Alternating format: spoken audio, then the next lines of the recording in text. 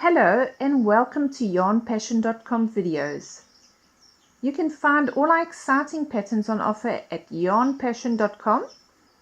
But let's get started on this know-how, which is all about how to make a magic circle. One of the handiest and best ways of starting a round crochet project. In the past, what you would do is make a row of chains. Once you have done the required amount of chains, you would then slip stitch into the first chain that you had created, which would give you your circle to work around. When you've got your circle, you would then work around and into the center hole, your first row. In this case, it is 5 chains. Once you've done that first row, for instance, just in this case, for demonstration, we made 10 single crochets around that initial circle of chains. You end up the traditional way, always with a hole. Obviously for this demonstration, I've created a much bigger hole than required. You wouldn't do 10 single crochets, but it's so that you can see clearly what we are talking about.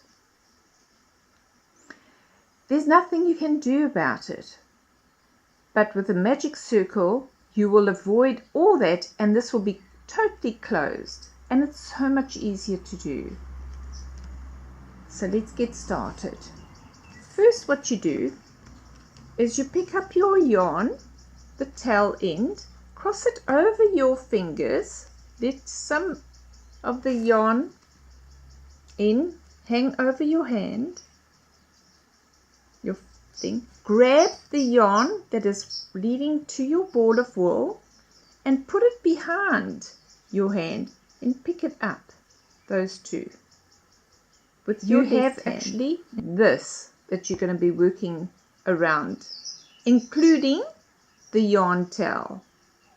Make sure that when you work the first row around these two, you insert your hook through the circle, pick up the yarn that is leading to the ball. Be careful you don't, by mistake, pick up the yarn tail instead. So we do there, and we do a slip stitch to secure the circle in position. Again, make sure, I repeat, make sure that when you work your single crochets, double crochet, whatever your pattern instructs you to do, that you work around these two. In the traditional way, it is around the actual chains, circle of chains into the hole. Don't put it between the two, don't split the yarn, because then it won't work your magic circle, and that would have been your problem if you found you are stuck. Again, remember, pick up the yarn that is going to your ball with your hook and not accidentally picking up the tail. So we'll make sure that we've got the tail there in our left hand. Now let's work a single crochet. It's 1, 2, 3, 4, 5, 6. Now you can see that it tends to want to, as you work, to twist. If you want, and I suggest you do, is just bring it forward, straighten it up, and you can hold it with your thumb in place. The other thing is, if you've interrupted for whatever reason, or you've lost train of thought, and you can't remember how many stitches you've done, the other tip I can give you, most people will go 1, 2, 3, 4, 5, 6, which is much harder. I suggest turn your work, and you can actually see, I'm just going to pull that out so I can use the hook to point out. You can see the little V's here, the arrowheads. Those are your stitches. So it's 1, 2, 3, 4, 5, 6. So we've done 6 stitches. So now we know where we are. We need another 4. So 6, 7, 8, 9, 10.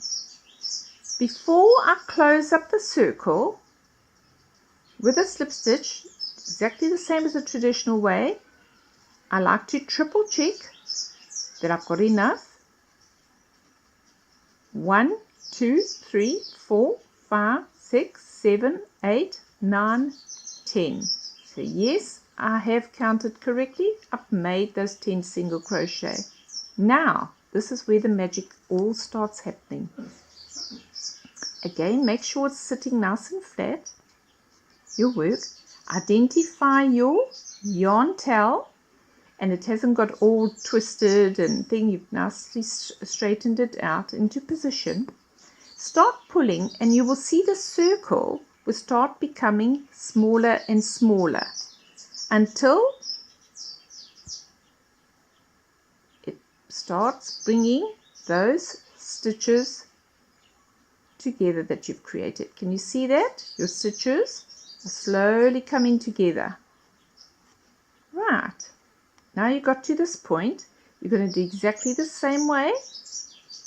In between that first chain and the first single crochet, do a slip stitch to join the circle together. Now you're going to tell me, well, you still got the same as the traditional way with the hole in the center. Aha! Now that's how you see where the magic comes in. The yarn tail, in fact, is running in the center of your stitches. So pulling it further is actually going to gather and draw in that hole.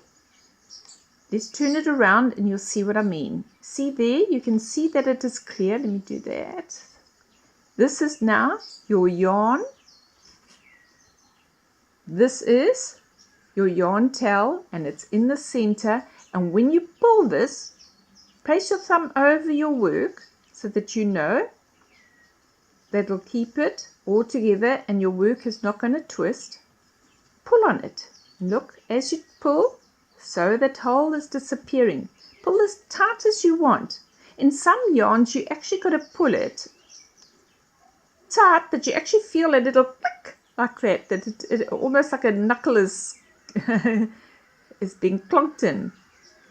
Once that is done and you've closed, it's obviously your reverse side. Put back again the hook. Here we go. And start your first row. You might find as you work your first row, it might loosen up a little bit if you're a tight person, because you can see if I go like this, I'll start opening up the hole again. No problem.